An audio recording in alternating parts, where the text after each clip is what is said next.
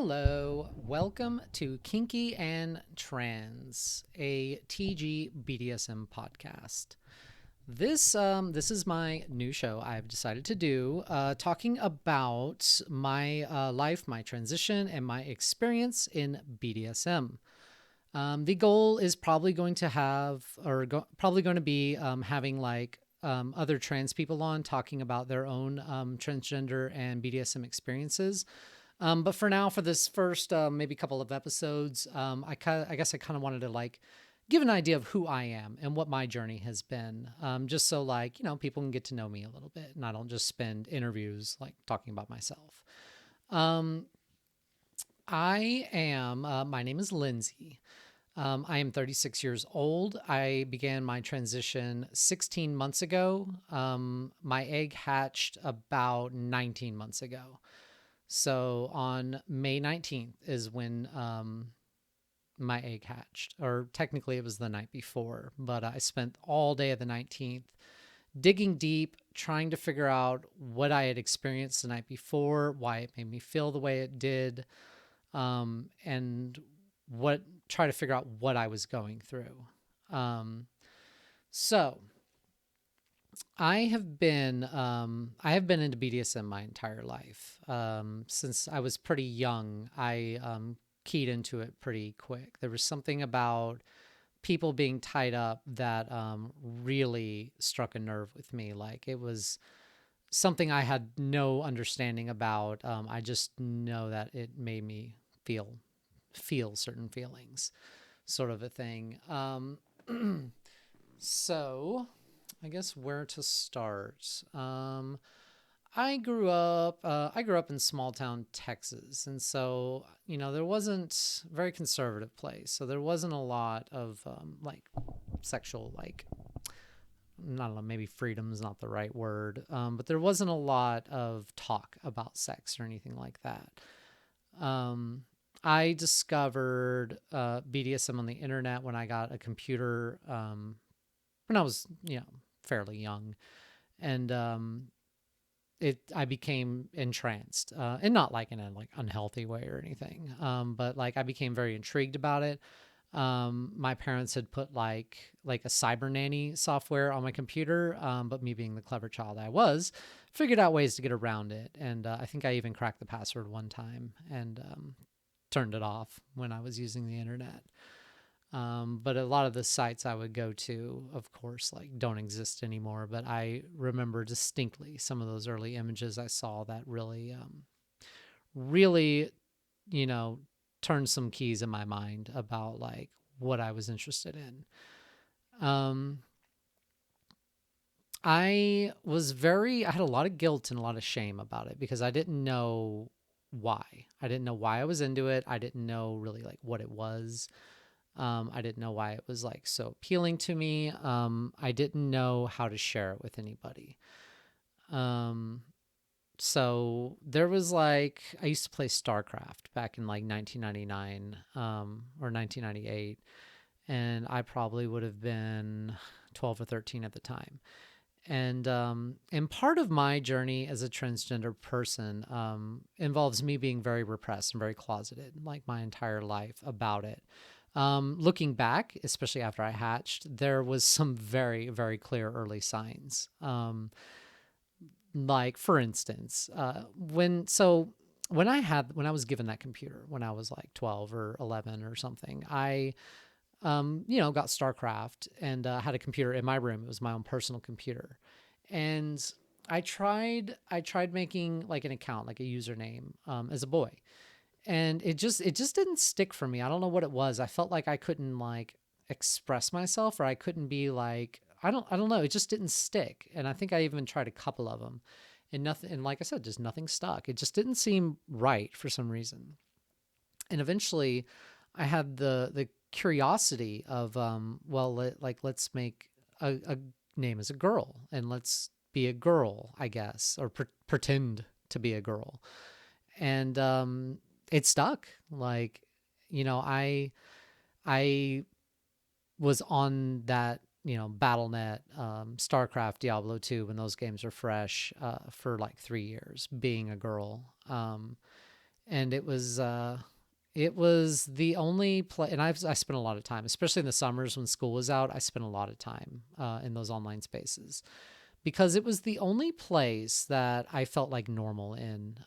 It was the only place where I felt like I could express myself and just exist. And I didn't, we didn't have like the word transgender back then. Like I didn't know anything about it, and but like I had like groups of friends, like I was in like some like clans and everything in StarCraft. People knew me and I knew people, and they all treated me like a girl. Of course, back in those days, like nobody expected you to have pictures of yourself, especially not pictures on the internet. So like, there was no proof required that I was, a real girl or whatever, but people just accepted it. Like I catered the way I spoke or typed, and I just it was just a place where I finally felt comfortable, and so I spent a lot of time in those spaces. So when puberty hit me hard back, I was probably like 14 or 15. I suddenly got really anxious about the whole thing and was like, I cannot do this. This is not right. This is like sick. There's something extremely wrong about this. And so I got off the internet, stopped playing games, and I went out and I tried to be a boy for 20 years. I tried my best. And I wasn't like a terrible boy or anything. I was pretty good at it. Like I was okay. Um, but I never really like felt like it. And I always just felt like I was trying my best to be what the world wanted me to be. Um, like I dated girls and stuff, and I dating was very difficult for me, and I think part of the reason is that I had such complicated feelings about women. Like I was attracted to them, like romantically and sexually, but also like I wanted to be like their friends. Like most of my friends, like growing up, were like my close friends were all women, and I also like I wanted to like be them. Like and to me, being around girls was like a way to absorb their femininity like via osmosis or something. Just like being around them and being near them helped me feel more normal, if that makes sense. It was the only way I knew to get my fix of femininity, I suppose you'd say. And yeah, and that was my life for 20 years. A lot of short relationships. A couple of longer ones, but it was it was tough. As far as BDSM went with like girlfriends and everything, I was never brave enough to like out and out ask for it. Like I was never brave enough to like pursue it with anybody. I didn't know how to talk about it. And I just didn't know. And I was so guilty and ashamed and embarrassed about it. I just didn't know what to do. There was like girls that I would like, during like sex or something, I would like hold their wrists above their head while I was, doing them like missionary or something like that. And the ones that I would do that to like very much enjoyed it. And I did eventually have one girlfriend who told me after the fact of like, put handcuffs on me, like do it like that. Like, and shortly after we had that discussion, we ended up breaking up over something unrelated. So I never really got to pursue that. Um, but and it wasn't until I got a little bit older, probably, oh God, this was back in 2012 or 2013. So about 9 years ago, when I'd spent a fair amount of time single, and I've been having trouble meeting people, meeting women, because I was exclusively attracted to women. And I eventually became more comfortable in my BDSM interest. And I told myself, I was like, the next person I date, I'm going to bring it up. I'm going to be upfront about it. I am going to pursue it. And that's just how it is. So when I met my my next girlfriend back in like 2013, I didn't bring it up explicitly quick, but I had kind of like, very clearly like kind of expressed that I had some kinky interests, that like I told her like, what about like if we like drip candle wax on you or something, like they do in the movies. And she was like, okay. And I was like, well, what if like I tie your hands above your head or something and we do it like that? And she was like, okay. And so we tried it, and I didn't know that it's better to use like body safe candles. So it fucking hurt. And then I tried it on myself, and I was like, yeah, this is horrible. Like this is extremely painful. Not nearly as sexy as I thought it would be. And it wasn't until way later that I found that they make specific candles for like wax play and shit like that. And I mean, obviously, if you're into the, pain and everything like that, you can just use a regular old candle. Um, but with that girlfriend, I made it very clear very soon that like I like to like tie people up. And if she was down to like explore that with me, let's give it a shot. And she was like, yeah, like, not really like kinky herself, but like willing to explore. And we were very much like into the relationship. And so it was something worth exploring. And so we tried it for a little while. We would try things, mostly me, like being the dominant, I guess you could say, even though I wouldn't have called myself like her dom or anything like that. Um, it was just I was usually the top, basically. Like I was the one doing the tying, and I enjoyed that. I always considered myself to be like the one doing the tying, sort of a thing. Um, and I think for me, and this is just particularly how I feel, and I'm sure like patriarchy and all that works its way into it. But to me, the top was like the masculine role. And like, obviously, I'm not at all saying like women can't top or like women can't dom or whatever. There's fucking amazing female doms out there.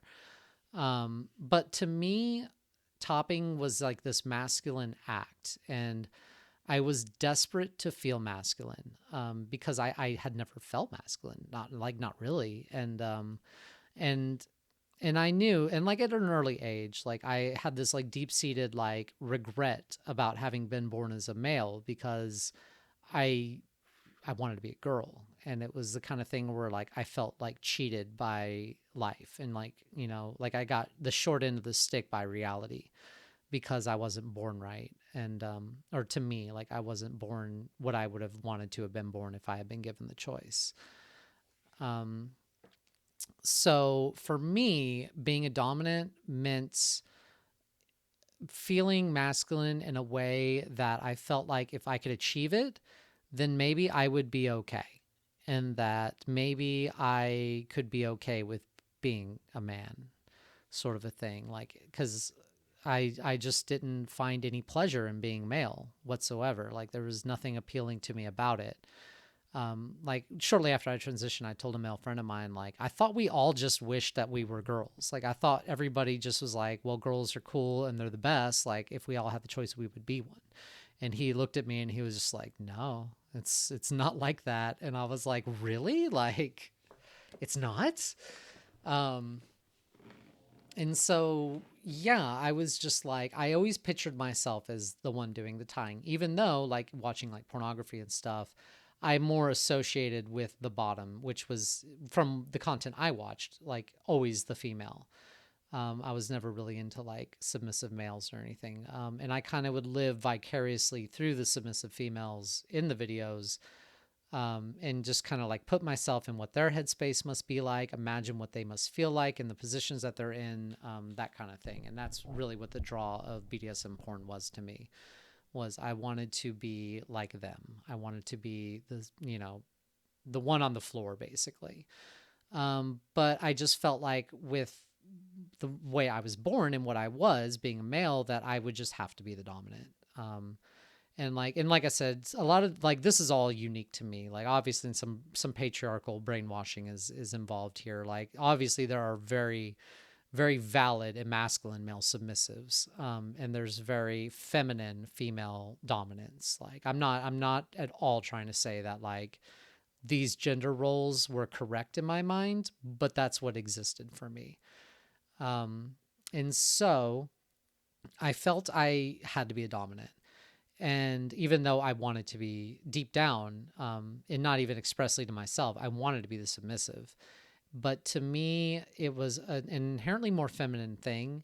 And I think what scared me about being submissive was the idea of like, if I'm embracing this feminine act or this feminine state and I enjoy it, what does that mean about me? What does that say about me?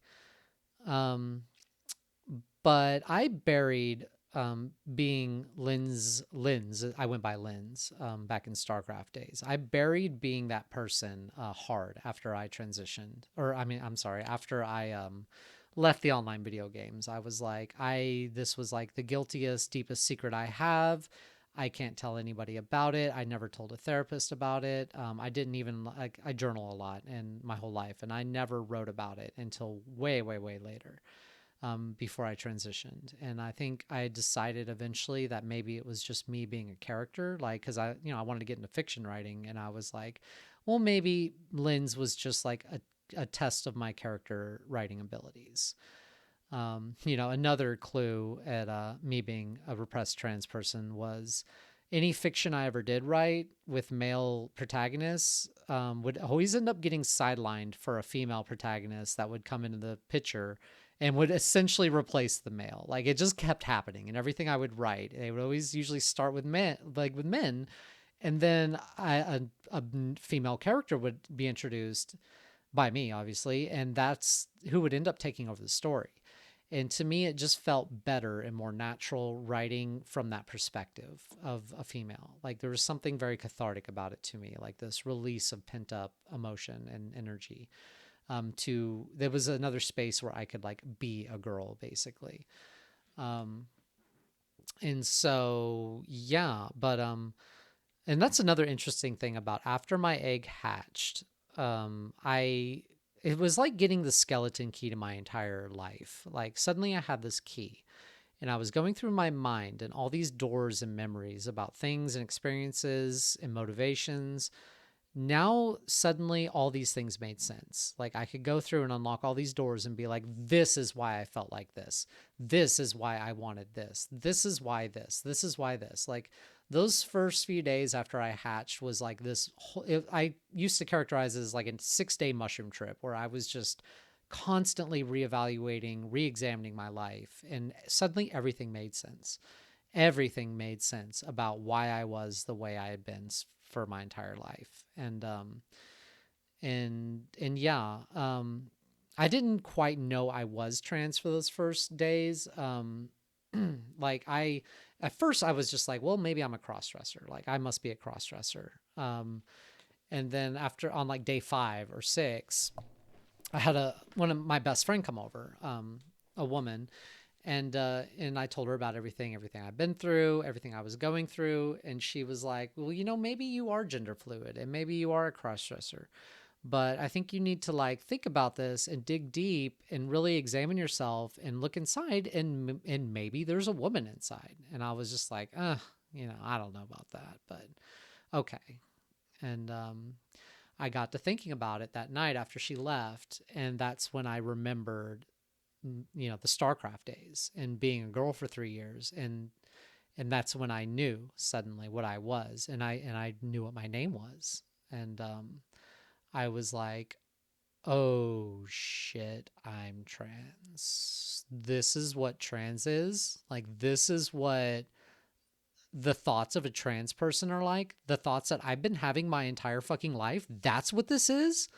I was always like aware of trans people and everything. Like I knew that people transitioned, but, and like, I think, years ago, I even like saw like, some before and afters and stuff, and even thought to myself, like, well, if I could like snap my fingers and do it and like be a girl, like I definitely would, but I just don't think I could manage to go through a transition. Like, I don't even know what's involved with it. Like I didn't know shit about hormone therapy or anything like that. Like obviously I knew about like bottom surgery and stuff like that. But I even said in those first like, a week or whatever, after, well, maybe the second week after I realized I was trans, I was like, well, maybe one day I'll get a boob job, like, because I think I would like to have boobs. Um, because I didn't fucking know you just grew boobs on hormones. If you're lucky, like I didn't fucking know. I had no idea. Um, but when I started to um, like those first few nights, like I was like cross dressing or whatever, and then I was like, well, I must be gender fluid. I think there's two sides of me, and I think it's worth it to explore this other side. And I spent the first like 3 nights dressing as a girl, like after work and stuff in the comfort of my own home. And then like on the fourth day, I was like, you know what? I just did this for 3 days and it's been like amazing. But like if I'm really gender fluid, maybe I'll just like hang out as a boy tonight. And the thought of that just turned my stomach. I was like, why would you do that? Like basketball shorts, boxy t-shirt, why would you do that? And the thought, like honestly, it scared me, and I was like, no, I'm going to dress as a girl again tonight, like I've been doing, and it I just kept doing it, and then like I ordered a wig, an awful cheap blonde wig. It looked absolutely terrible on me. Um, and then when I put that on, because I'd started losing my hair when I was about 32 or 33, it started to fall out in the shower. And I was just like, I put it out of my head so hard, because like I was like, whatever. I knew this was coming. The minute my family all go bald, like I knew this day was coming. I was lucky to have hair for as long as I did. But it really affected me in a way I think that was deeper than I was willing to admit. Because when I was, again, skeleton key moment, when I was 18, 19, 20, 21, I had long, luscious hair, this honey blonde hair that women just loved. I was constantly having girls, want to play with my hair, and like, I was a dude with long hair, and like I was like involved in like the metal scene, hanging out with like death metal bands, and like all the dudes had long hair, so I was just like, oh cool, like yeah, look, I'm normal, like this isn't girly at all, it's manly, it's masculine to have long hair. We're gonna headbang and shit, and but I cut it off when I was like 23, for reasons that weren't like, if it had been up to me, I wouldn't have chosen to do it, but somebody offered me a very enticing deal, basically like cut your hair in this, and I was like too bad in a place in my life and too desperate to say no, so I was like, okay, fine, I'll do it. And so I cut off my hair, and it was the kind of thing too of like, long hair is work, it's like you wake up and it's like, oh fuck, and I gotta fucking comb it again, and like, brush it out, and lots of shampoo, conditioner. Like long hair is work, work that I would gladly take back. But I was like, well, maybe I should do a short hair. Like maybe I should look more traditionally like a boy. Like I was beginning to think long hair was even affecting like my job opportunities and stuff. And so I was like, well, let's just try it out. If you don't like it, you can always grow it back out. But when I put that wig on and I looked in the mirror, I had this like moment of like seeing myself suddenly. And it was like this very intense moment where I put it on and I looked at myself in the mirror, and like all I could think to do was reach for a hairbrush, because I was with a woman, living with a woman. And so I grabbed her hairbrush and just like started to like brush it out, just like I used to do when I had long hair. And it was like this very big moment for me. It was like the first time I'd ever seen myself, sort of a thing, or something like that. Um, I was wearing like a girl's shirt, I think, and like, you know, dressed or whatever. And yeah, it was a huge deal for me. And yeah, so I started wearing the hair. I started to dress every single night. Sometimes, um, like on my days off when I wasn't like going out anywhere, I would dress. Um, and again, it wasn't until days later, after I realized that I was trans and stuff, that I started to really think about like what I was going to do. And my first thoughts was like, I'm just going to live as a woman. I'll still go to work as male because like that's what I have to do to make money and everything. It's like this is just going to be who I am behind closed doors. And when I started, quote unquote, my transition, it was this thing of like, I even said to the person I was with, I was like, there will be no voice change. There will be no name change. There will be no hormones. There will be no surgery. Um, and then before I knew it, it was like, oh, I'm working on my voice now. Yeah, this is my name. Don't call me by the other name. And then it was like, I've been reading up on hormones. This sounds really interesting. And I was still like, no on the surgery. And I haven't had any surgeries done. But I want bottom surgery. It's the kind of thing where if I could snap my fingers and have a vagina, I would. But it's such a huge decision and it's such a personal decision. And, like I say I'm older, like I'm about to be 37, but that doesn't mean shit. And so it's just the kind of thing of like, I'm just letting it marinate some more. And obviously, it's very expensive. You need to find a good surgeon. You have to have plans for recovery. It's a huge deal, and of course, there's a risk of complications with any surgery. There always is, even though they're fairly small. But it makes me anxious to think about. So I told myself very early that I had to be okay with my penis. That was the deal, is that I can do this, I can transition, but I had to be okay with my penis. And I even joked back then, I was like, well, if I had been born a cis woman, I probably would have been upset that I didn't have a dick. Like, I probably would have had like penis envy or something like that. And so I think that was just another way of me like telling myself that that's what this needed to be, was me keeping my dick, but just doing these other things as like as light as I could to where it wouldn't like intrude upon my life. It wouldn't, you know, it wouldn't affect my job. It wouldn't affect my relationship with the woman I was with. That it was just going to be this behind closed doors thing. I did a lot of negotiating with myself to allow this to happen and to go forward with it. As time went on, a lot of that shit changed. I began to experience, obviously gender euphoria when I would dress, and then dysphoria when I was undressed. And looking at myself in the mirror with my hair loss, mostly up in the front, but like taking off my hair at night and looking at myself in the mirror and seeing a very masculine looking like body looking back at me was terrifying. It started to really bother me.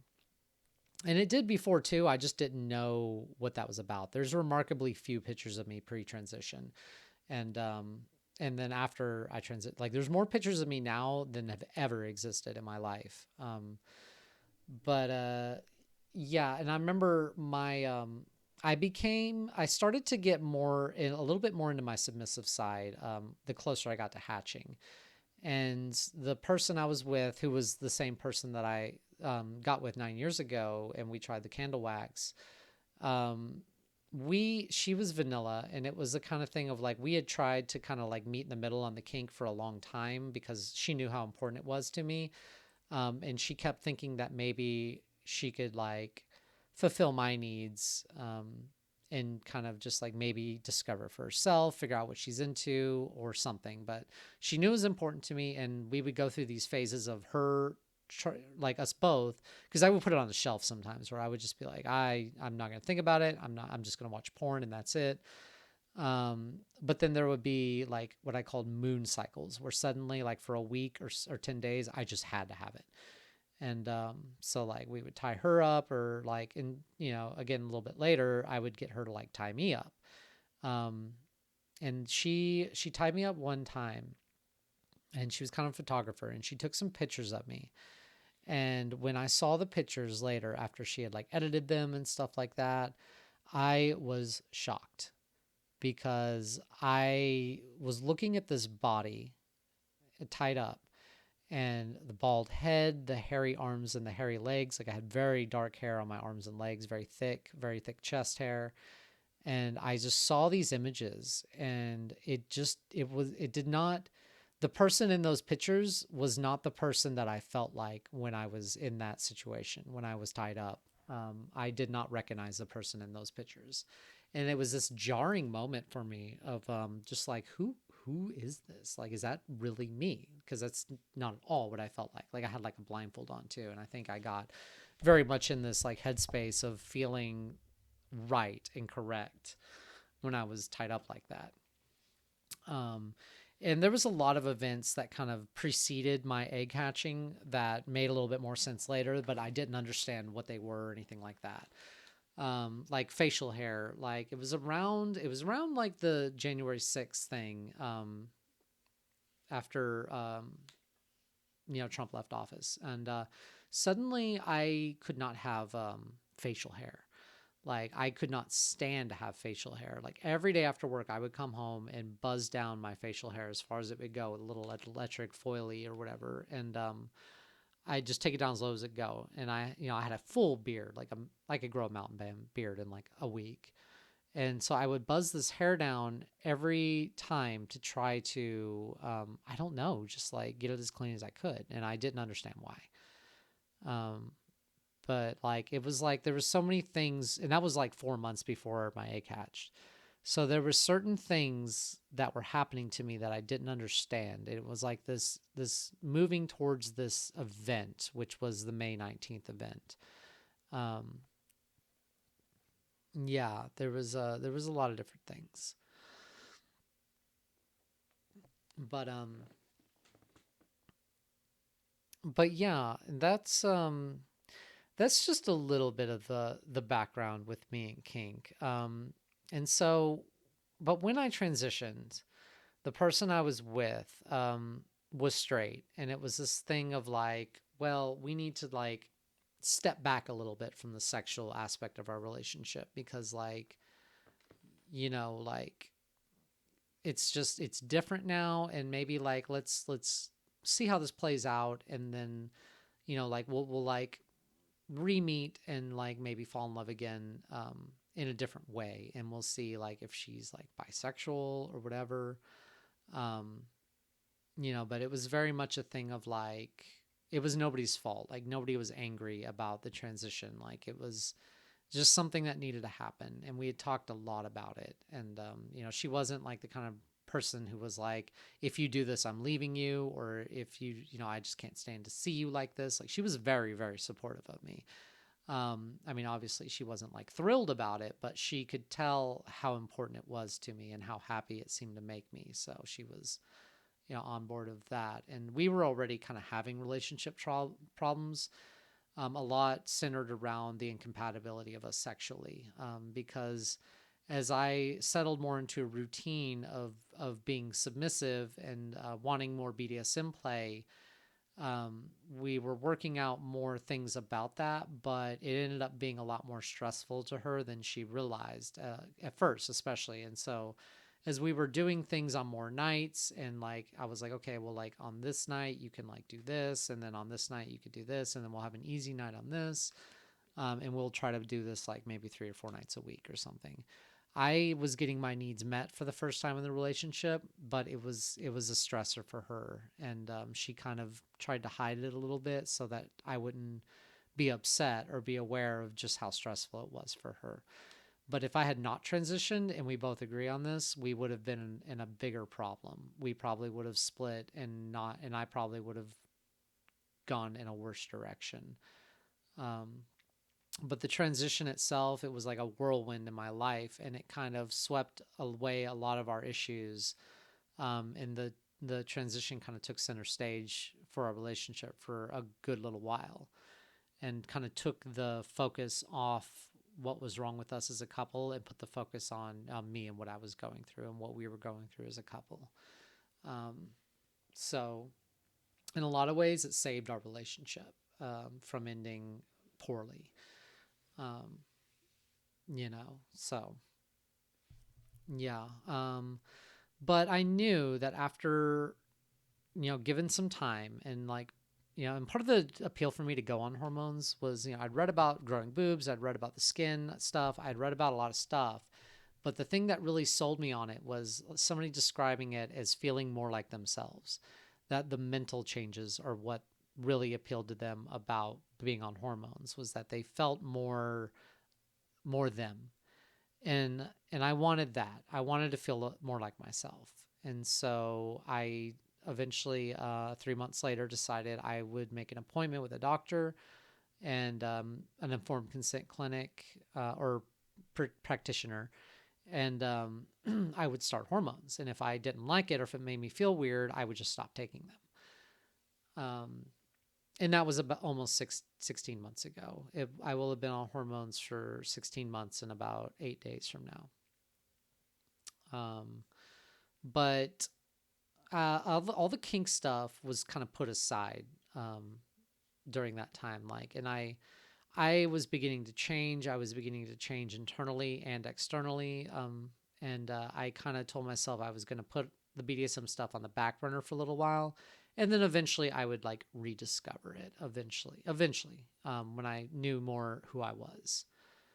Well, 3 months ago, I started to, 4 months ago, I really started to feel correct. My body had made it to a certain point that I was happy with. My voice, obviously, I haven't done much work on. But like my body looked a lot better. I was finally happy with what I saw in the mirror. Very happy with it. I learned makeup in this past May. So about 7 months ago was the first time I touched makeup, and I've been doing it ever since. But eventually I started to really get comfortable with myself. And then a month after that is when I decided to start being a cam girl. And doing that really gave me an idea of how people saw me and everything.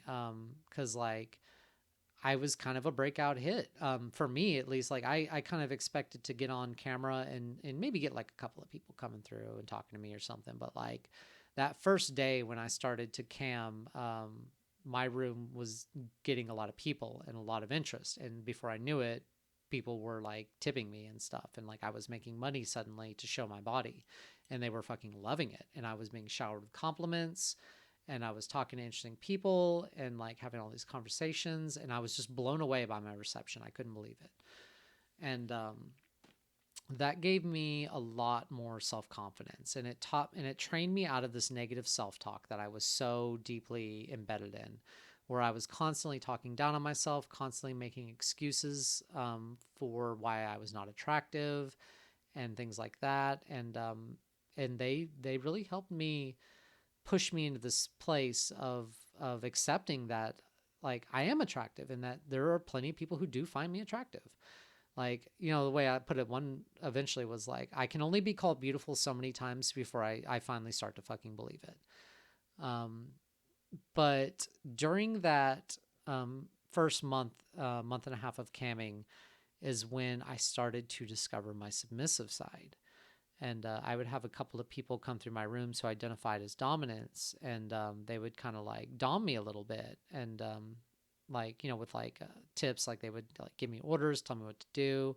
And I fucking loved it, and I enjoyed it, and I was so good at it. Like, to me, like, I was like thrilled. And those were some of my best shows. Was I would like, one of them wanted to do a private with me, and I was like, well, I don't really do private shows. It kills my room. I don't want to do a private show.